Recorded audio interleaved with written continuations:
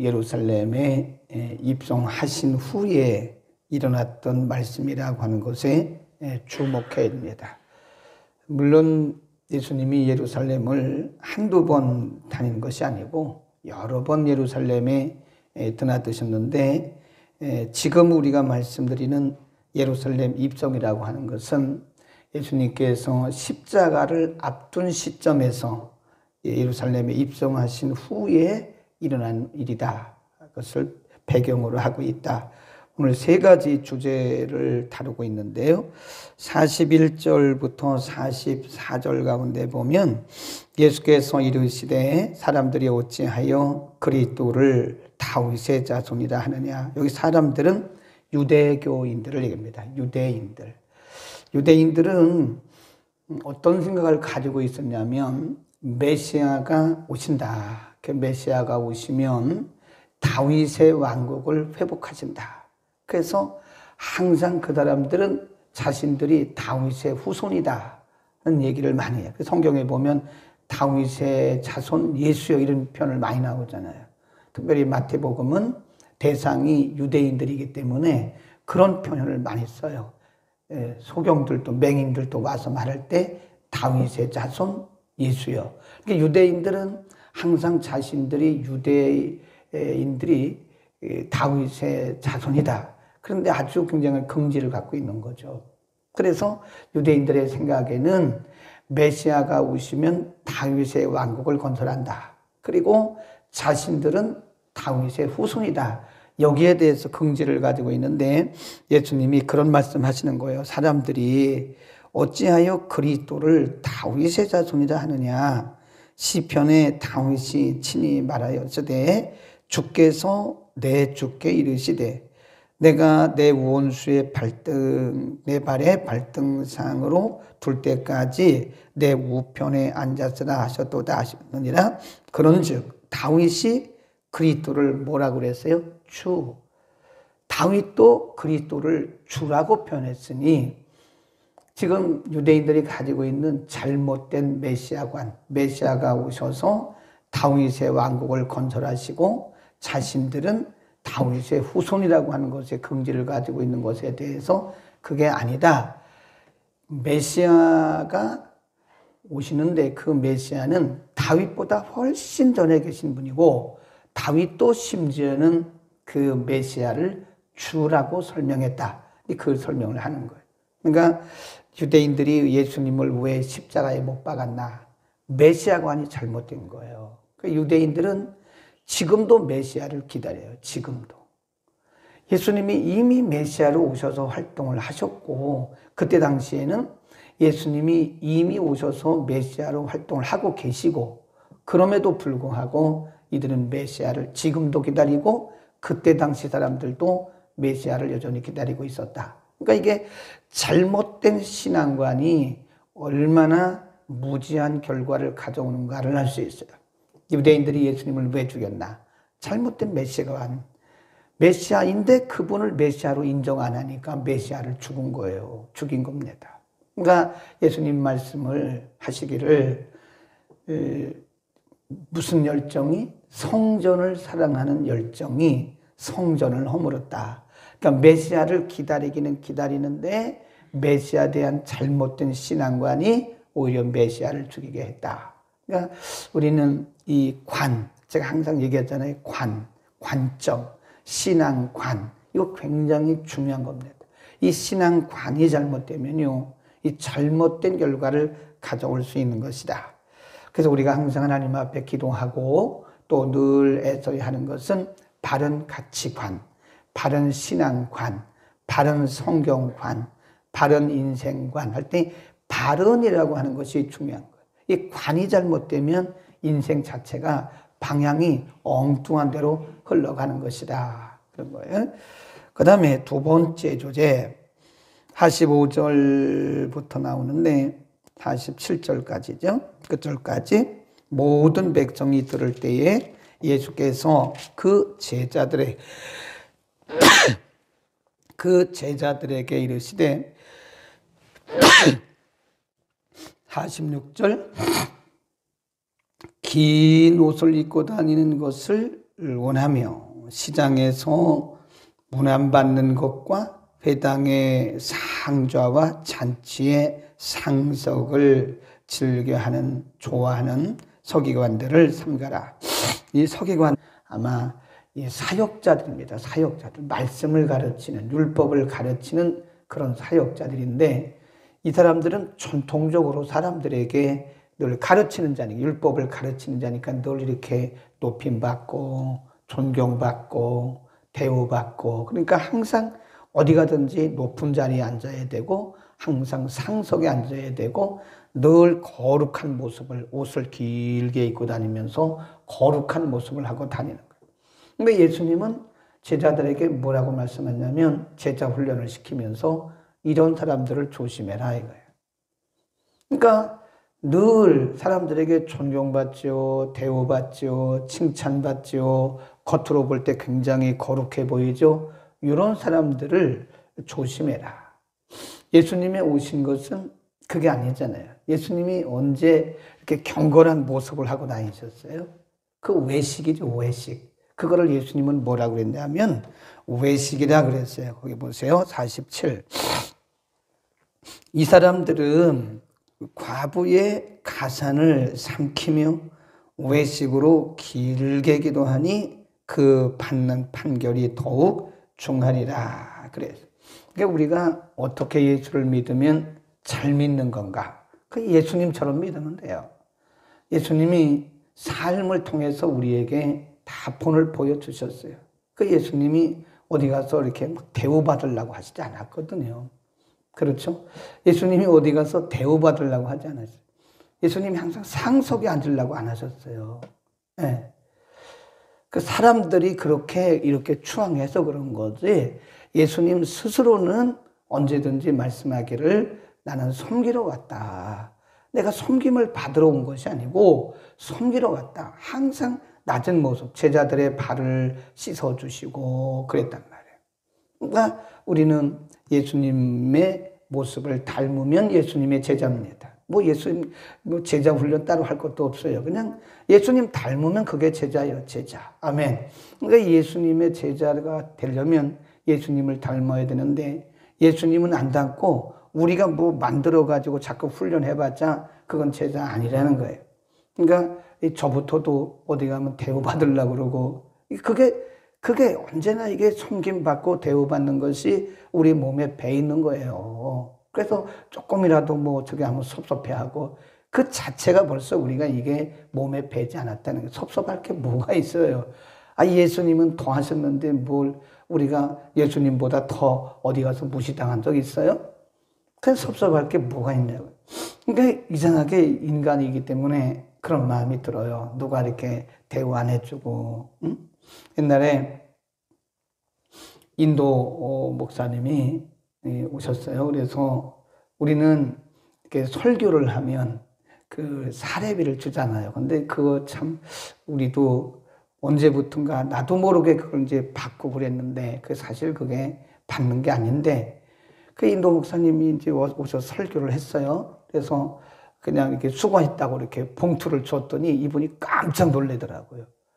이런 거를 나는 받아본 적도 없고, 이런 거를 왜 주냐고. 설교자가 당연히 설교했는데 왜 주냐고. 근데 그런 분들도요, 시간이 1년, 2년 지나잖아요. 그럼 안 가고 기다려요. 왜 안 가냐 했더니 그거 왜 안 주냐고 그래요. 그 사람이 그렇게 변하는 거예요. 네. 그러니까 자꾸 뭔가 이렇게 받아버릇한 것이 대우받고 인정받고 이런 것들이 자꾸 몸에 배요. 근데 나중에 누가 조금 안 해주면 섭섭해하는 그런 마음들이 우리에게 있는 거다. 예수님 말씀하기를 이런 서기관들의 그런 외식적인 거, 겉으로는 경건해 보이고 거룩해 보이면서 사실은 과부의 가산을 너희가 삼키고 있지 않느냐. 그 말씀이 중요한 거예요. 너희가 어려운 자들의 것을 삼키고 있지 않느냐. 예수님 그렇게 말씀하신 겁니다. 오늘 우리는 낮아지는 훈련을 합시다. 누가 알아주지 않는다고 섭섭해하지 마세요. 아직도 우리가 낮아지지 않은 거예요. 뭘 우리가 예수님보다 더 높아지려고 하겠습니까? 그게 잘못이죠. 여기 서기관이 유대교의 지도자들 아니에요. 그러니까 엄밀히 말하면 평신도 여러분 잘하고 계시는 거예요. 근데 이 지도자들이 문제다. 여기도 유대인들도 일반 유대인들은 잘해요. 근데 유대교 지도자들, 바리새인들, 서기관들, 사두개인들 이런 사람들이 문제였단 말이에요. 오늘날도 마찬가지 아니겠어요? 우리는 뭐 너나 할 것 없이 우리가 섬기는 자가 될 수 있기를 바랍니다. 세 번째 조제입니다. 21장 1절부터 4절. 예수께서 눈을 들어 부자들이 연복계에 헌금 넣는 것을 보시고 또 어떤 가난한 과부의 두렙돈은 그냥 동전 2개라고 생각하시면 돼요. 두렙돈 넣는 것을 보시고 가라사대 내가 참으로 너희에게 말하노니 이 가난한 과부가 모든 사람, 여기는 부자를 얘기하는 거죠. 모든 사람보다 많이 넣었도다. 왜 그러냐? 4절 시작. 저들이 누구예요? 부자들은 그 풍족한 많은 중에서 헌금을 일부를 드렸거니와 그 말이에요. 이 과부는 그 구찬 중에서 자기의 있는 바 뭘 드렸대요? 생활비 전부를 드려요. 그러니까 우리는 이렇게 겉으로 나타난 것을 가지고 얘기를 해요. 그러니까 부자는 많은 것 중에 일부를 가져왔어요. 근데 그 일부지만 굉장히 많습니다. 겉으로 볼 때. 근데 과부는 자기 거 다 가져왔어도 동전 2개예요. 겉으로 볼 때는 동전 2개밖에 안 되잖아요. 그러니까 사람의 관점에서 볼 때는 과부에 가져온 헌금은 동전 2개. 오늘날로 말하면 뭐 몇백 원, 몇천 원 될 거예요. 근데 과부는 하여튼 뭐 많은 것 중에서 가져왔는데 어쨌든 간에 그 겉으로 볼 때는 액수가 뭐 몇 천만 원 될 수도 있어요. 몇 백만 원 될 수도 있어요. 그런데 그게 비교가 되겠습니까? 그건 몇백 원하고 그저 몇 백만 원하고 비교가 되겠어요? 사람이 볼 때는 몇 백만 원이 더 큰 거예요. 근데 예수님 말씀하기를 하나님의 관점은 그게 아니라는 거예요. 하나님의 관점은 중심을 보여요. 중심. 과부는 자기의 생활비 전부를 들여서 그 100%를 드린 거예요. 근데 부자는 아무리 많이 들여서도 많은 것 중에 일부기 때문에 그게 10%도 안 되고 5%도 안 될 수도 있어요. 그 중심의 퍼센트를 보는 거예요. 중심이 얼만큼 들여졌는가. 사람들은 겉으로 나타난 것들을 가지고 평가를 하지만 하나님은 중심을 가지고 평가를 한다고 써놓으세요. 사람은 겉으로 나타난 것을 가지고 평가하지만 하나님은 그 중심을 가지고 그 중심을 평가하신다. 이게 참 중요한 거죠. 우리가 그 학교에서 학생들 그 채점을 하고 학생들 학점, 점수를 매기는 방법이 절대평가라는 게 있고요. 상대평가라는 게 있어요.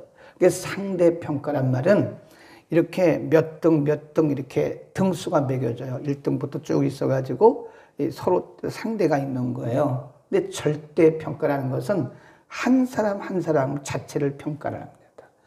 네. 그래서 등수가 없어요. 등수가. 네. 여러분 대학에 무슨 등수가 있습니까? 요즘에 초등학교도요. 등수 없어요. 옛날에는 다 상대평가였어요. 그래서 1등, 2등, 3등이 쭉 있단 말이에요. 그래서 통지표 나눠졌잖아요. 옛날에 보면 통지표가 나와요. 총점, 평균, 등수 이렇게 나온다고요. 그래서 보면 전체 총점이 몇 점이고 평균은 몇 점이고 그리고 전체 등수 그리고 학급 등수. 옛날에 그 기억나시잖아요. 석차. 그래서 전체 석차, 학급 성차. 그래서 전체 600명 중에서 몇 명이고 그 다음에 학급 40명 중에 몇 등 이렇게 딱 나오는 거예요. 600명 중에 몇 등, 그 다음에 40명 중에 몇 등. 이게 상대평가라고 그래요. 근데 요즘에 상대평가하는 데가 별로 없어요. 교육부에서 이렇게 되면 사람들을 등수로 평가하는 거기 때문에 좋지 않다. 이걸 다 절대평가로 바꿨어요. 그래서 한 사람 한 사람을 평가해요. 그 사람 자체를 한 사람 한 사람. 하나님이 우리를 평가하실 때 그렇게 하실 것 같아요. 네, 비교를 안 한다니까요. 아, 여기 권사님은 이만큼 했으니까 권사님이니까 이만큼 헌금해야 되고, 집사님은 이만큼 헌금해야 되고, 목사님은 이만큼 평가, 이렇게 헌금하고, 그게 아니라는 거예요. 한 사람 한 사람을 하나님은 보시는 거예요. 그러니까 어떤 때 우리가 이제 오해하고 착각하기 쉬운 것 중에 하나가, 사람들이 볼 때는 굉장히 많고 커 보여요. 근데 하나님이 보실 때는 아주 적을 수 있어요. 네. 그러니까 어떤 사람은 하나님이 보실 때는 사람이 볼 때는 액수가 굉장히 적어요. 사람이 볼 때는 아주 뭐 그냥 그런 것 같아요. 근데 하나님이 보실 때는 그것이 굉장히 클 수가 있는 거예요. 하나님이 보시는 것과 사람이 보는 것은 다릅니다. 사람은 항상 외적인 것을 가지고 평가를 해요. 상대적으로 비교해가지고. 근데 하나님은 한 사람 한 사람을 절대 평가하고 그 중심을 보시는 거예요. 그러니까 얼만큼 드렸냐 이게 중요한 게 아니에요. 하나님은 그 중심을 보시면, 사람들은 얼만큼 했냐 이걸 보는 건데 하나님 그 중심을 보시는 겁니다. 여러분, 우리가 예배를 드릴 때도요, 우리의 중심을 드려야 됩니다. 우리가 2시간 앉아있는 게 중요한 게 아니에요. 3시간 앉아있는 게 중요한 게 아니에요. 하나님은, 사람들은 3시간이라고 하는 긴 시간을 보지만 하나님은 3시간 동안 하나님 앞에 드려진 중심이 얼만큼 되냐 이거예요. 3시간 앉아 있어도요, 하나님께 드려진 시간이 10분도 안 되는 사람도 있다니까요. 우리가 1시간 예배를 드린다 합시다. 1시간 예배 드리는데 그 1시간 중에 정말 하나님 앞에 드려진 시간이 어떤 사람은 50분인 사람도 있어요. 어떤 사람은 1시간 전체를 다 드린 분도 있어요. 근데 어떤 사람은 1시간 중에서 10분도 드리지 못한 분이 있어요. 10분 동안 딴 생각하는 거예요. 예배 시간에 앉아 있기는 하는데 뭐 다른 구상을 하고 있는 거, 자꾸 다른 구상. 그건 예배가 아니죠. 그거는 자기 뭘 하고 있는 거지, 그게. 그러니까 사람들이 볼 때는 겉으로 얘기하지만 하나님은 그 시간에 드려지는 그 사람의 중심을 보시는 거예요. 우리가 기도하는 것도 마찬가지예요. 우리의 중심이 하나님 앞에 얼만큼 드려지느냐. 여기 보면 이 사람들은 말이에요. 바로 2번째 주제에 말씀드렸던 이 서기관들은 길게 기도하잖아요. 그죠? 그 예수님 뭐라고 그래요? 이 사람들 조심하라고. 모양만 내는 거예요. 모양. 하나님은 모양만 내는 걸 기뻐하지 않으세요? 우리의 중심이 들어야지. 기도도 그렇고 헌금도 그렇고 그렇습니다. 어떤 경우에는 헌금이 사람들 볼 때는 뭐 몇만 원 안 될지 모르지만 하나님 보실 때는 그것이 몇 천만 원보다 큰 경우도 있어요. 아멘. 그러니까 하나님의 보시는 것은 중심이에요. 한 사람 한 사람을 절대 평가하시는 거기 때문에 꼭 기억하시기 바랍니다. 누구와 비교하지 마세요. 하나님은 비교를 안 하십니다. 한 사람 한 사람을 다 이렇게 보시는 겁니다. 그리고 우리가 하나님의 절대 평가라 그래요. 절대 평가. 그러니까 이게 더 어려워요. 점수를 매겨서 등수를 매길 때는 쉬웠거든요. 그런데 이게 아주 그 학생들 점수 매기는 게 아주 힘듭니다. 아주 힘들어요. 그 점수 매기는데 옛날에는 그 시험만 보고 그냥 그 시험 채점 해가지고 그것만 올리는데 요즘 그렇게 안 해요. 100%, 100점 만점이다. 그러면 이제 출석 몇 점, 그 다음에 과제 몇 프로, 그 다음에 과제도 1, 2가 있어요. 과제. 그 다음에 수업 태도 몇 프로. 이게 다 있어요. 중간고사 몇 프로, 기말고사 몇 프로. 이거를 전체 합산하는 거예요. 만일 하나님도 우리를 그렇게 평가하신다면 그렇게 하실 것 같아요. 그래서 예를 들어서 우리가 지금 예배를 드리는데 찬송하는 거 몇 점, 기도하는 거 몇 점, 또 말씀 듣는 거 몇 점, 헌금하는 태도 몇 점, 이런 것도 복장, 이런 옷 입는 거 몇 점, 이렇게 해서 다 합산한다면 아마 우리 가운데 아마 60점, 70점 넘는 사람이 몇 명이나 될까 그런 생각을 해요. 사람이 보는 것과 달라요. 그러니까 우리가 사람에게도 잘 보여야죠. 사실은 사람에게도 그냥 너무 이렇게 추하게 보이면 안 되잖아요. 근데 더 중요한 것은 하나님 앞에 잘 보여야 돼요. 그것이 이른바 뭐냐? 그게 코람데오입니다. 데오란 말은 하나님 그런 뜻이고요. 코람이라면 뭐 앞에서 그런 뜻이에요. 그래서 우리의 믿음의 선배들은 항상 사람을 바라보지 않았어요. 코람데오의 신앙. 우리가 말만 코람데오 하지 말고요. 우리의 믿음의 선조들, 선배들은 항상 before God이라고 하는 하나님의 면전에서 내가 서 있다.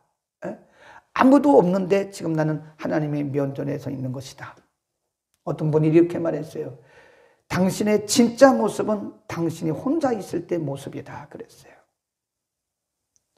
우리는 혼자 있을 때 아무도 우리를 바라보지 않는 시간에 우리가 뭘 하고 있는지 그게 나의 진짜 모습이라는 거예요.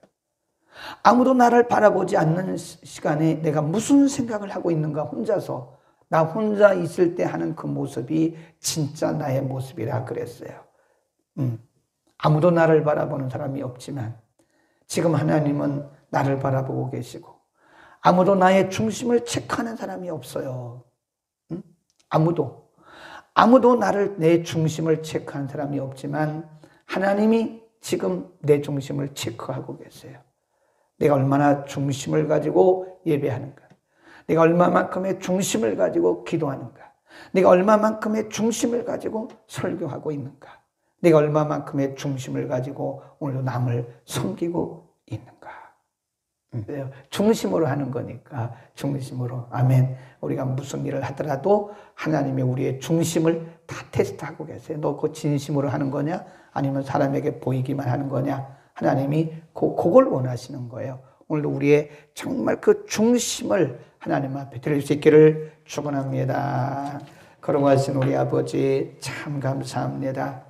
오늘도 우리를 주의 전에 불러주시고 오늘도 여러 가지 말씀들을 우리에게 주셨습니다. 특별히 오늘 과부의 헌금을 보시고 사람들이 보기에는 비록 적은 양의 액수였지만 예수님은 전부를 들여서 모든 사람들보다 더 많이 헌금했다고 인정하신 것을 우리가 상고했습니다. 걸어가신 아버지, 우리가 사람에게 보이기 위한 것이 아니라 언제나 하나님 보시기에 아름다운 삶, 아름다운 우리의 신앙 되도록 우리의 중심을 드리도록 하나님 은혜를 통하여 주옵소서. 언제나 하나님 면전에서 산다고 하는 코람데오의 신앙으로 오늘도 승리하게 하시고 하나님 보시기도 좋고 사람 보기도 좋은 우리의 삶이 되도록 오늘도 축복하여 주옵소서. 예수 그리스도의 이름으로 기도드립니다. 아멘.